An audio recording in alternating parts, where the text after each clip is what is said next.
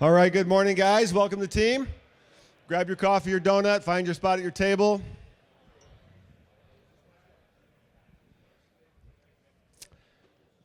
We are in today week 16 out of 24, and as most of you who pay attention to your weekly email know, we have some special guests here today. I'll introduce them in just a second, but you may have noticed, and John was trying to warn you as you came in, the tables got a little jumbled up today. Not quite sure how that happened. So if you're sitting at a table you don't recognize any guys there, you're probably at the wrong table.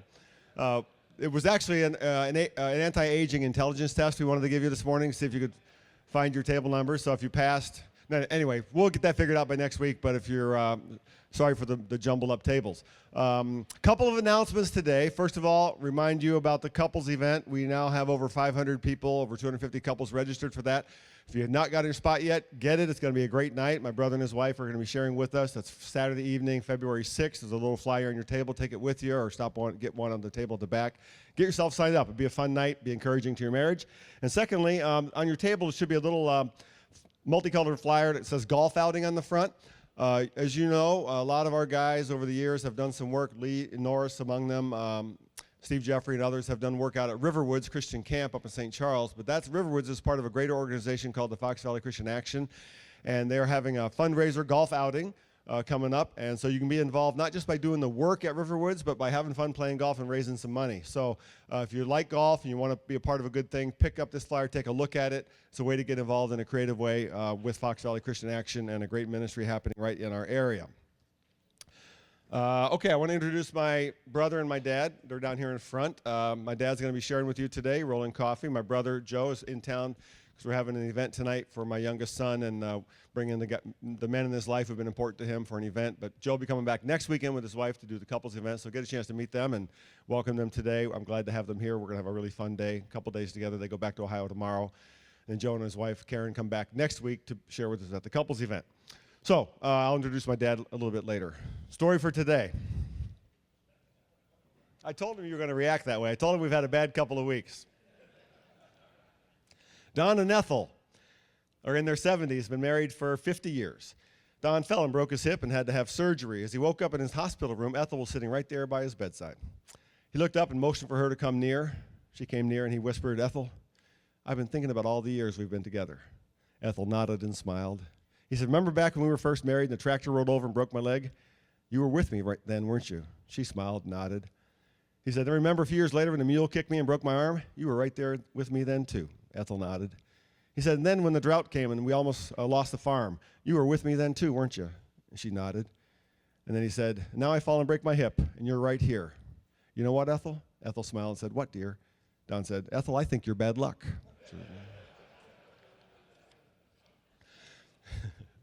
That's a little better than the last one. There was a panda. No, I'm just... We have a movie clip for you today from a film that was out a long time ago. You've probably seen it, called Secondhand Lions.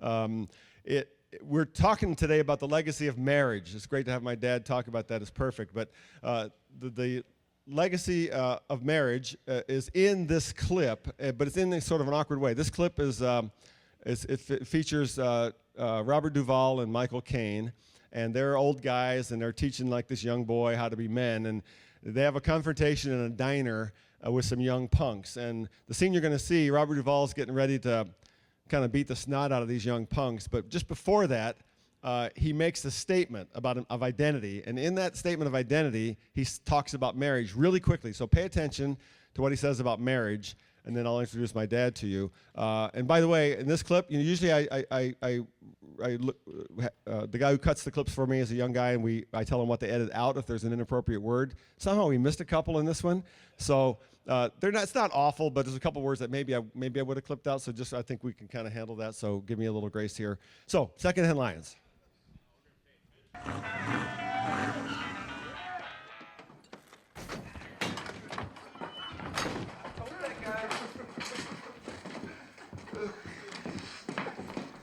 Get some beers. All right. Hey, old man. How's that barbecue? Give me some. We're busy. Boy, get lost, all right? What did you say? here's a perfect example of what I've been talking about. Since this boy was suckling on his mama's tit, he's been given everything but discipline. And now his idea of courage and manhood is to get together with a bunch of punk friends and ride around irritating folks too good-natured to put a stopper to it. Hey, who do you think you are, huh? Just a dumb kid, huh? Don't kill him. Right. Hub McCann. I fought in 2 world wars and countless smaller ones on 3 continents. I led thousands of men into battle with everything from horses and swords to artillery and tanks. I've seen the headwaters of the Nile and tribes of natives no white man had ever seen before. I've won and lost a dozen fortunes, killed many men, and loved only one woman with a passion a flea like you could never begin to understand. That's who I am. Now go home, boy. Frank, show these old bastards who's tough. Get out your knife. Yeah. Now, boys, you're fixing to let those teenage hormones get you into world of trouble. Damn it, Garth, did I ask you to butt in?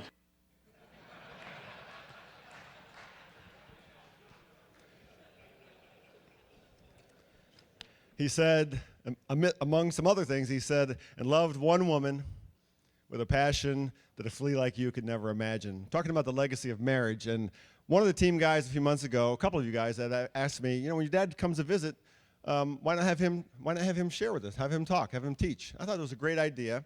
And so it turned out that he was coming up this weekend on the topic, right on the topic of legacy of marriage. And I thought it was perfect. So I asked him, he said he's willing to do it. And the reason I asked him is because, not just to share with you guys, but he's been married for like 400 years. Actually, a little over 60 years of marriage. And I've watched that marriage my whole life. And yeah, thank you.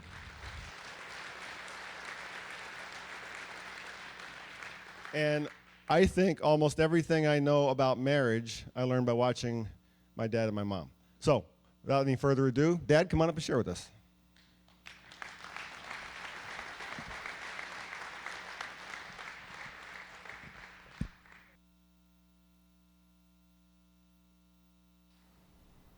It is always a pleasure for me to be here at TEAM. Usually I'm here in a more relaxed manner than I am right now. I'm usually sitting in one of the tables back here. I just kind of circulate, find some guys that I think I might enjoy sitting with, and it's a pleasure just being here. And very often when I come, if I come early in the fall, you aren't meeting here. If I come around Christmas time, which we usually do, you're not meeting here. So it's great when we're here, whenever I'm here, and you're meeting here in TEAM. So thanks, Brian, for the opportunity to be here. Going to do a couple of things. Brian wanted me to share some things from my own personal experience, both in marriage and in my own personal relationship with Christ. And so I'll be doing that, but I also want to do some stuff on marriage. You have your book there, and you have a great outline. And I've been a preacher for almost 65 years, and I hate to waste good outlines. So I'm going to give you some clues as to your outline so you can fill it in and you can have a record of what we talked about this morning. Brian in his outline covers basically 3 things. He covers the fact that marriage is God's idea. It is God's design. And you find that all the way through. Beginning in Genesis when Adam and Eve are created by God, and he joins them together and says, because for this cause a man will leave his father and mother, be cleaved, and will be joined to his wife, and the two will become one. So you begin there, and then clear on through the Bible, you have examples of marriage, both good and bad. Boy, in the Bible, you have some really bad marriages, but you have some really great marriages as well. And I've seen both in my 60-some years of ministry. Boy, it's been my privilege to see some wonderful marriages, and it's been my misfortune to see some really bad marriages. So I'm going to talk about both of those things in just a few moments. Brian said that my wife and I have been married for 400 years. That's not exactly true. We have been married now for 60 and a half years. We were married on August 20th, which happens to be his birthday as well. He was born on our first wedding anniversary. So it was a great wedding present, a great anniversary present for us when Brian came along.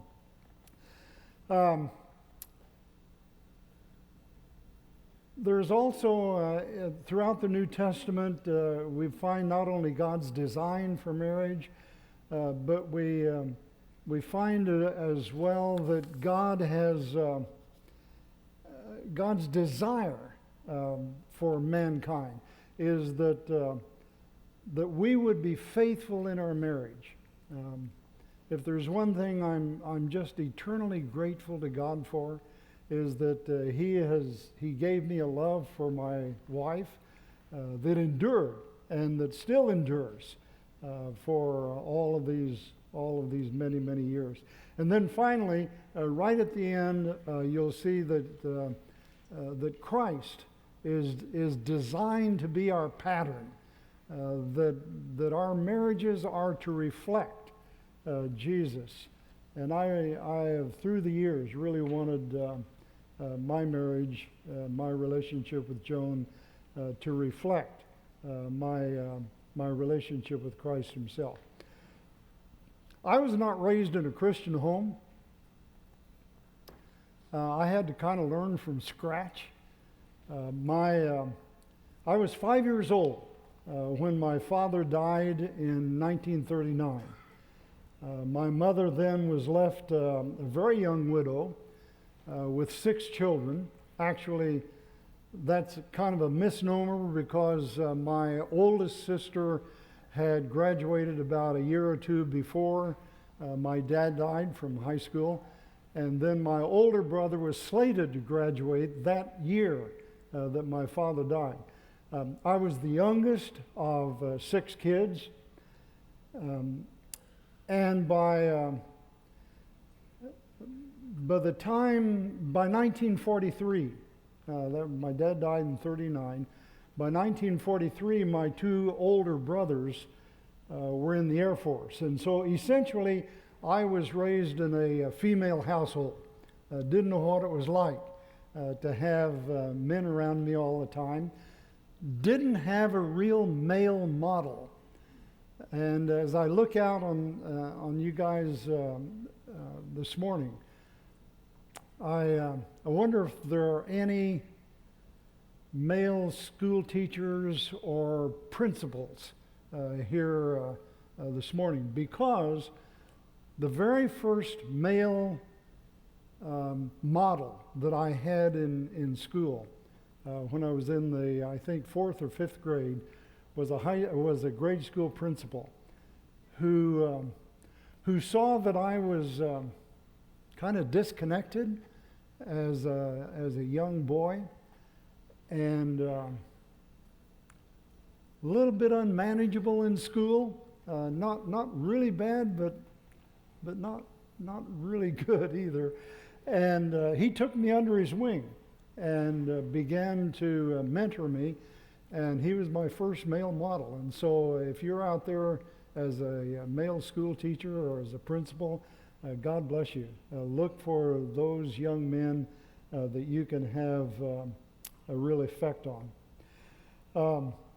My 2 older brothers, my dad was a drinker.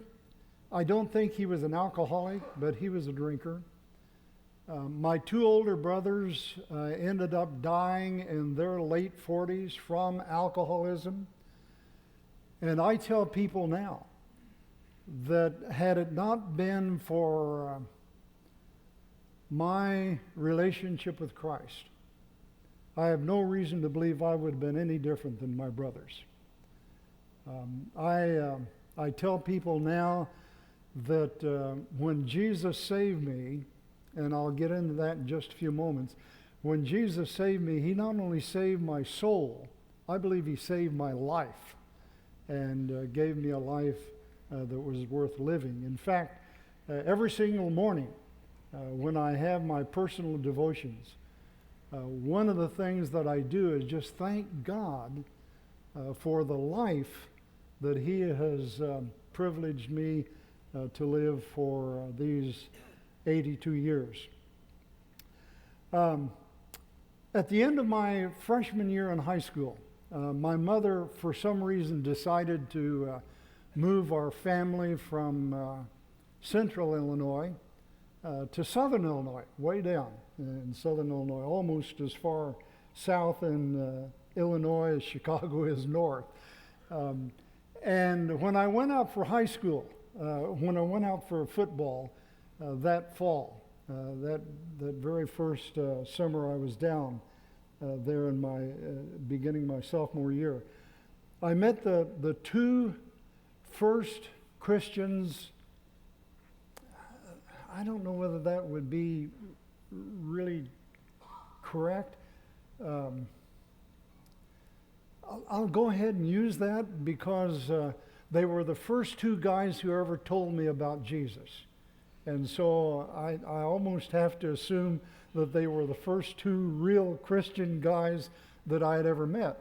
But one of them was the right end, the other was the quarterback of the high school football team. And both of them were pretty good players, and they began to talk to me about Jesus that fall. And I listened to them because I respected how they played. And the following summer, these two guys invited me to attend a youth conference with them.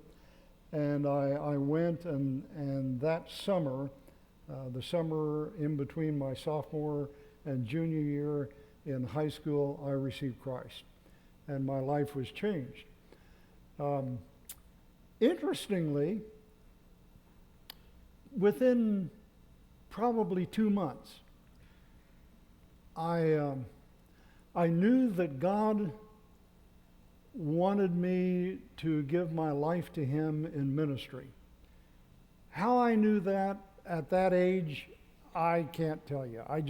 It was just an inner conviction and impression that God wanted me to be a preacher.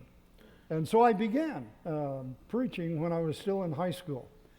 In my junior year and senior year, I preached wherever I could, usually on Wednesday night out of the compassion of some minister. He'd let me come and give a little sermon. So I did that. When I graduated from high school, I went to a small Bible college in Iowa, and I'd only been there maybe a month and a half out of high school. I was 19 years old. I'd only been there about a month and a half when a guy I was working with at the school said to me one day, Roland, I have to give up my little church that I am pastoring as a student, and I have to go back home. Why don't you apply for the job? And I tell people now that I was too dumb to realize I couldn't do it. And so I went and applied to district superintendent for a job at that little church. And I was assigned my first church. So I was 19 years old, month and a half out of high school, about a year and a half old Christian, and I found myself pastoring this little church. And I've been pastoring ever since, which is just a great joy. After I ended my time in Bible college, a couple of years in Bible college, I decided to transfer to Taylor University, and went to Taylor, and immediately was assigned to a couple of churches near Taylor University, and I pastored those for the rest of the time I was at Taylor. Shortly after I got to Taylor, I met my wife, Joan, and got to tell you how I met her, because this is a part of my story, and it's a miracle that we even have Brian and Joe, because of the way that Joan and I really got together. We got involved in a production at Taylor of Romeo and Juliet. I really thought I should have been cast as Romeo, but I was cast as Friar Lawrence, the preacher in that in Shakespeare's play. After the play was over, we had a cast party, and Joan came with Romeo, and I came with Juliet, which was kind of an interesting thing. And we sat right across the table from each other. And I looked across the table, and by this time, Joan and I had become really good friends. We had talked a lot together. We kind of knew what we wanted in life, and I looked across the table at her and Romeo, and Romeo was kind of a, I kind of thought he was a Christian jerk. And I looked across the table and I thought to myself, I can't let her get involved with him. So the next day I went to the library where Joan, where I could usually find Joan, and I saw her at the table. I walked over and I leaned down and I said to her, how would you like to go out to dinner tonight? And of course, students are not usually enamored with college cooking. And so she said to me, oh, I'd love to. And my response to her, I have no idea what I was doing. But my response to her was, okay, I'll check around campus and see if I can find someone to take you.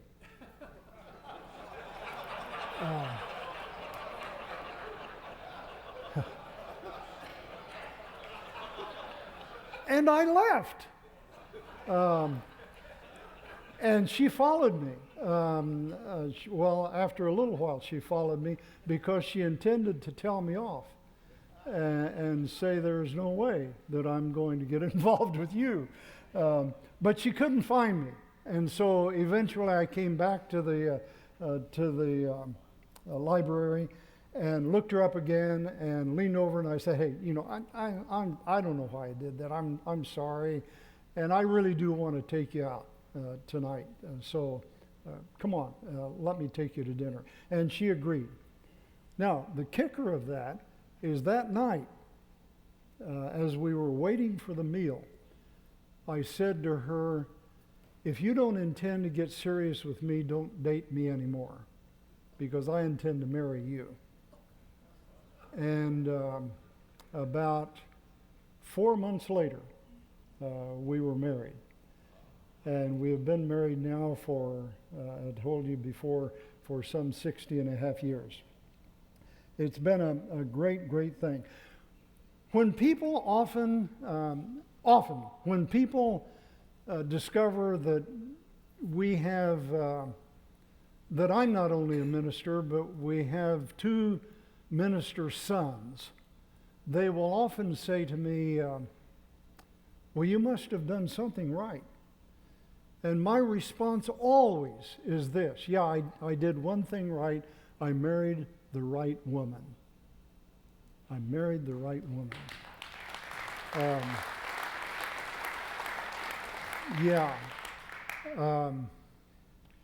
Joan, from the time of her first pregnancy, when she found out that she had conceived, she began praying three things for our sons. Now, I know that I'm talking to a bunch of guys out here who are grandparents. Some of you may be great-grandparents, as I am now. Some of you are parents, you're raising, or you have children at home you're raising. But Joan prayed these three prayers. She prayed, number one, that very early in their lives, our sons would come to know Jesus as Savior. That's always the most important thing you can pray for your kids, that they will discover who Jesus is and they will surrender their lives to Him. The second thing she prayed is that they would discover what God wanted them to do with their lives. And we prayed through the years for that. It was really a surprise to us when Brian ended up coming home from Europe, and we discovered that God had called him into ministry, because I really thought he was going to be a coach. And I'm glad that God changed his mind on that. And then the third thing that Joan always prayed for was that they would find the right woman, that they would not make a mistake in the selection of a wife. And both of us are just eternally grateful for the daughters-in-law that God gave us, for Lorene and for Karen, whom many of you I think have already met, and you will be meeting in just a week or so. God has just been so good to us in giving us those young women to share our family with. Years ago, a number of years ago, I was I think it was at a New Year's Eve party, and there was an older man there, and this older guy said, I've been a husband, and I have been a father, and now I am a grandfather, and I am now a great-grandfather. And so I am a patriarch. And I thought, that sounds interesting. And so this morning, I want to share with you that I have been a husband, thank God, for those 60 and a half years. And I have been a father, and it has been, the delight of my life to have three sons, one of whom you don't know, but he's with the Lord, and one of these days we'll see him again. The other two you know, and you'll know Joe a little bit better in about another month.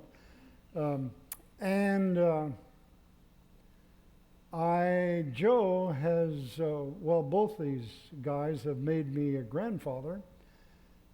And I told someone today, one of the things I'm going to miss now that Canaan is graduating is I'm going to miss Bulldog football here in Batavia, because we've enjoyed so much through the years coming and watching all four of Brian's boys play ball, either football, basketball, and baseball. And Joe has made me, Joe and Karen have made me a great grandparent. So I am today a patriarch, and I thank God for it. Thank God for the way in which He has led me through the years, and for all that He has given me. And I thank God for this time that I can share with you. Guys, be sure you love that woman that God has given you.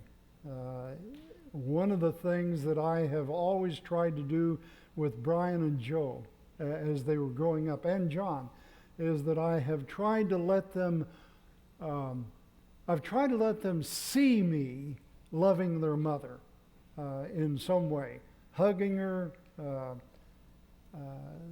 They always knew that I loved and was devoted to their mother, And I thank God for that. Thank you, Brian, for the opportunity to share with you. I hope I haven't taken too much time. No, not at all. Thank you, guys. Stay up here. Yeah. Thank you. He could talk for a lot longer. Believe me, he could talk for a lot longer. There's a lot of good stories in there. We love when he comes. My boys love hearing him tell stories about his childhood because he grew up a little different than they're growing up. He's got stories about working on a farm and accidentally killing a rooster and all sorts of good stuff. And in his days prior to when he met Jesus, there were some good stories there too. So I got a couple things. First of all, I want to have you, if you want, some of you may have some questions you want to ask the patriarch. I think it's kind of funny. He sort of needed to tell you he's a patriarch. I mean, like, look at his face, right? No, he is a true patriarch. So if you want to ask questions, we can have a little Q&A, and we can walk around. We got a couple mics. He can just stand up here and extemporaneously answer questions, which might be kind of fun. And if not, then I can send you to your questions on your table. But I would like to ask a favor. Joe, I don't know if you can do this or not, but I forgot my cell phone today. I wanted to get a picture from the back of the room full of guys and Dad up here. So if you can use your cell phone or somebody else can take a shot of him answering questions here and then send it to me so I can post it. This is a great time to have him here. I want to make sure that we record this event. I left my phone at home. So if you have any questions, John, where's the other mic? Is there another back there? John's got a mic back there. So if you want to ask him something about his life, about faith, about really anything at all, marriage, about myself, my brother, maybe, I don't know. If you want to ask some questions, just have a little informal time here, and if there's no questions, then we can send you to your questions around the table. So raise your hand if you got one. We'll try to get a mic to you. I covered it well. Okay, yeah, Dave. Outside of faith, when you have a young couple come before you, you have to give them a piece of wisdom or two about what they ought to do in their marriage. What do you tell them? What was the? Yeah, outside of faith advice, what sort of relational advice do you tend to give couples when they come in to see you? What do you see most often? What kinds of things would you say to them to encourage them? Well, I would always begin with faith. So you have to be there, and I would share with him the difference that Christ has made in my life as a husband and as a father. So I would just always begin there. But other than faith, I would say, I mentioned a moment ago to let your children see your love. Let them see you demonstrate your love and devotion to your mate. That may be one. I heard a long time ago that the best thing a man can do for his son or his child is to let them see him loving their mother, and we've done that, haven't we, Brian? Yeah, I think so. I do think, and I think I learned this growing up without realizing it, that you shape we're talking about legacy of marriage today, and the legacy of a marriage is what people take away from it who aren't in the marriage, what they see. And you tend to reproduce what you see. It's what you know what marriage is. And what I learned is when the marriage you watch growing up in your home, you either want to have that or you don't want to have that. You look at your mom and dad, you think, okay, that looks good to me. I want to have that. Or you look at them and say, there's no way I want that. And so you don't believe a word they say about it. And I hear a lot of those kinds of stories. And my first question when I meet couples is, tell me about your parents' marriage. What did you witness growing up? What did you learn growing up? Because that's in the air that you breathe. If it's conflict, if it's ignoring each other, if it's belittling each other, if it's disrespecting each other, that's what you learn. That's what marriage becomes. And you don't want to reproduce that, so that's why you go out and you find something else. So I think legacy in marriage is something that you don't even have to talk about, you demonstrate.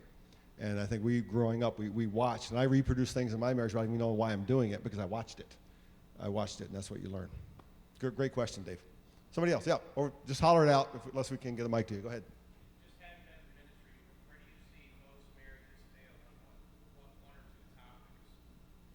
Having been in ministry so long, where do you see marriages fail, and what general areas do you see failure? I see failure a lot in people being faithful in their marriage, which is heartbreaking. I said, I think at one point during my talk this morning, that I've seen really good marriages and I've seen really bad marriages in my years of ministry. And the bad marriages usually have happened because at some point or another, one of the two, either the husband or the wife, have become kind of disconnected or disinterested in the other. One of the things that I should have mentioned earlier when I was talking about my relationship with Joan is that one of the things I'm just eternally grateful to God for Joan is that I drug her around a lot. Brian Not literally. Brian has been at this church for 29 years. Probably the longest I was at any church was about 10 years. And so every once in a while, I would change churches because some church was interested in me or whatever, and we would change churches. And Joan never never really objected to that. She went along with me and trusted me, and was my companion in all of that. And I thank God for that. I'm tempted to make a comment there. Like, be careful with the. My mom trusted him and followed his leadership, but was not was willing occasionally to voice disagreement or questions. Yeah. No, just her personality. I would say, in my experience, I rarely see a marriage that all of a sudden runs into trouble. Mm-hmm. Yeah. When you unpack it, it's sort of like death by 1,000 paper cuts. It's if you unpack things, something went sideways a long time, a little disrespect here, a little missed opportunity there, a little taking for granted here, a little anger here, and it builds and builds and builds and builds and builds until that distance gets great enough that one goes whoop, and looks for the exit door. But it takes 1,000 decisions to get there. That's what I usually find. Every now and then there's just a sudden, out of nowhere, traumatic failure in a marriage, but not usually. Usually, if you unpack it, it's 1,000 decisions, and it starts with what we're going to talk about a week from tomorrow night, which is love and respect. Love and respect happen every day and happen in 1,000 little ways, and it's the little ways that add up to big ways. That's what I usually see. Any other questions? Right here. Yep. Two questions. First off, you seem to be very certain about things at certain points in your life. I think that's unique. I'd be interested in hearing any other comments you have about why you think you were able to be so certain. And then the second is, we always feel that the time we're in is different than the times in the past. And you've had a chance to see marriages evolve over time and things change. I'd be interested in what kinds of changes you see and what kind of challenges you think today are unique to the time that you've had a chance to look at marriages. Oh, beyond any shadow of a doubt, we are living in a time that is more difficult for marriages, I think. And it's kind of weird because we have never had more help available for marriage than we have now. You go into any Christian bookstore and you just see loads of stuff. Books, videos, whatever, on how to make your marriage successful. And yet, if you believe the statistics, and sometimes you can, sometimes you can't, but if you believe the statistics, marriages are in greater, within the evangelical community, within our community, are in more trouble than ever before. And part of that is the age in which we live. What we see on television, what we see in the movies, every so much around us is contrary, is combating successful marriage. And so, yeah, it's a more difficult time, I think, to minister effectively to marriages and to make them strong. I missed the first part of his question. You seem to have had moments of great certainty early in your life and knowing things for certain, call to life, call to finding a woman. How do you explain that kind of certainty? And it sounded unusual to have that kind of certainty at that young age. Yeah, and I think when I was mentioning that, I said I really don't know how I was so certain, except that it was a growing conviction. One of the evidences of that was that maybe when I was in upper grade school, maybe even when I was a freshman in high school, I thought that I would like to become a doctor.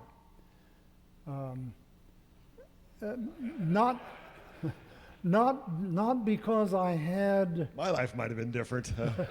Well, and it wasn't because I had a great compassion on people, but it was because I used to, on my way to school, I would go by the house of a doctor, and it was the best house in town.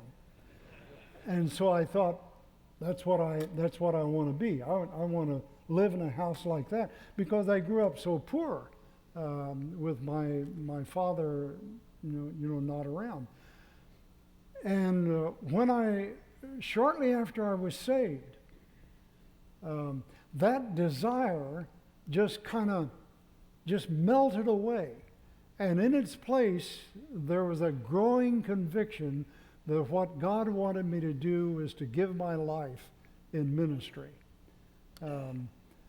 I'm grateful that at that point, I had a couple of buddies, those two guys who helped lead me to Christ, also ended up in ministry. And so I had that kind of an influence too. So that's probably why I had such solid convictions at that time. Plus, I'm kind of stubborn too, and if I get an idea, that's what I'm going to do. Yeah, that's interesting. It's a combination of, I was just thinking while he was talking, there's something about his personality, and again, as I know him as son, I think Joe would say the same thing, that when he makes a decision, that he goes, and he's committed to it. And part of what I learned is when you make a decision, make it thoughtfully, but then go. You're committed to it, and you don't give up. And whether you call it stubbornness or commitment, there's a fine line there. But I think you had God's call, God's activity in his life, which is mysterious, connected to a personality that is ambitious, and committed, and that's what you get, is a sense of certainty. I'm sure there were decisions that were difficult for him, but once he made them, they looked simple because he just went that way. Like my decision to go into ministry took like a decade. It was a long process. His happened in like 3 months. Mine took like 8 years. But that's a personality difference in how God chose to work. I would go back to the question about marriages now. I think I do think we live in a different time. Even in my life, in my 30 years of doing this, not 60, I think pace of life in our culture, pace of life, affluent lifestyles, together with the air in our culture, do create enormous pressures and obstacles and to modern marriages, to committed, faithful marriages. But pace of life is pretty important because there's lots of other ways to spend our time. Work takes much more time than it once did. Travel takes more time. It's hard to focus for periods of quality time, whereas 50 years ago, there weren't so many competing factors. It's just sheer pace of life, and we're like fish swimming in the ocean. We can't see it, but the pace of life robs us of some of that connection time that people used to have, because it just took longer to do normal things. Making dinner took longer. Cleaning up took longer. Working together, and that stuff is all little connection times in marriage that we miss today. Anybody else? Yeah.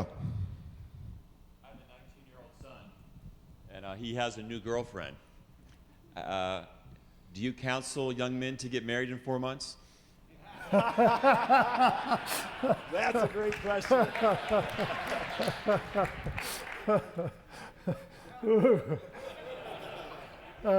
No, in fact, when Joe and Karen wanted to get married, we advised them to wait a little while, even though they had known each other much longer than Joan and I knew each other. To go back to my relationship to Joan and me, we were a little bit older, and I've always been I've always been kind of advanced for my age. I knew what I wanted very early on. And when I settled in on Joan, she was a little bit older too. Joan's 3 years older than I am.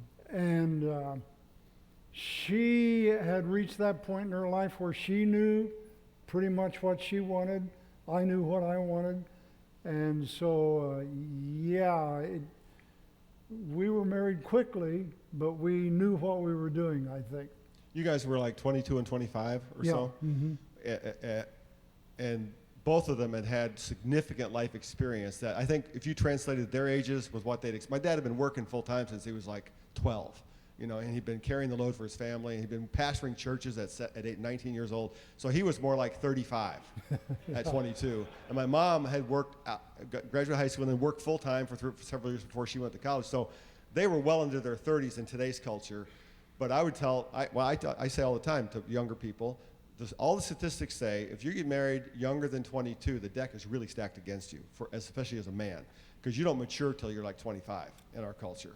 They're still adolescents at 22. You grow, and my brother got married you were 21 and 20, and they broke the curve because they've been successful in marriage for 35 years now, but the deck was stacked against them too. When they got married quickly at that age, this is why my parents were nervous about it. I still remember my brother was down the line when he called on the payphone at college to tell my parents they were going to get engaged. And I heard my mother through the phone from 10 feet away go, "What?" So the deck is stacked against them. So I encourage people to try to wait, because I have a son right now that's getting pretty serious with a girlfriend, and he's only 20, and we've talked about it. And what I tell him is, this is that same thing, but I say if you're already starting to treat that like a marriage, you're better off making the decision to get married and figure it out than getting things all backward and feeling bad about it and starting too early. And then, there's a lot of stuff that happens there you're going to regret. So we're in that process of talking now. But a lot of it depends on the maturity of the person. But in general, the younger you are, the worse the statistics are, because you grow. There's so much growing happens between 20 and 26 or so that you can grow apart very easily, and one or the other feels trapped in a relationship, especially if a baby comes early and stuff like that. So, well, we're at 6:54, about ready for our prayer time. We could probably take maybe one more question, or I'll just start one up here. Okay, Andre, yeah, sorry, missed that hand. Yeah. Do you think the role reversal in the home has caused a lot of marriage problems? Like, women are starting to be breadwinners and men are starting to stay at home, take care of the kids, and do it all. He's talking about role reversal, women going into the workforce being breadwinners, role reversal playing a role in marriages today. Way to save an easy question for the last one there. Andre, yeah. Yeah, thanks a lot. That's a tough question for me to answer, because I just haven't been there, Traditionally, the man has been the breadwinner, and that's a tough place to get away from. But in our present culture, more and more opportunities are being given to women, and we hear about the glass ceiling and all that stuff, and that's breaking down. But it seems to me. I hope I'm not getting in a lot of trouble this morning. But it seems to me that it is more fitting for the male to be the breadwinner because it gives him the position of authority, which I think God intends. So, Here's how, that's a great question. I think I would tag onto that to say, right before I wrap us up in prayer and get you guys out of here, but I think it has more to do with the two things we're going to talk about next week at our event: love and respect. I think I've seen couples whose roles are flipped in terms of the breadwinning issue, who maintain love and respect. Men need respect. If the wife is working and she has a better job and making more money, and that causes her to lose respect for him, that marriage is going to fail. mm-hmm. If that respect maintains because he's being the stay-at-home dad and all that, and I've seen some of those, that marriage will thrive. Mm-hmm. It's love and respect more than is what you do for a living. Mm-hmm. But they tend to get connected in the man's mind and heart, because so you've got to watch it carefully. I've told couples, your arrangement is fine, wonderful. God's blessed her with gifts. She's using them. She's blessed you. You make this decision together, but watch for this: respect and love. Respect and love. That's the currency of a relationship right there, and that's what we're going to be talking about next Saturday night. See, I keep getting the promos in there. Let me wrap you up in prayer. Normal cleanup day, John? Normal cleanup day. Dad, thanks for being here. Appreciate you being here. Give them a round of applause, you guys. Thank you.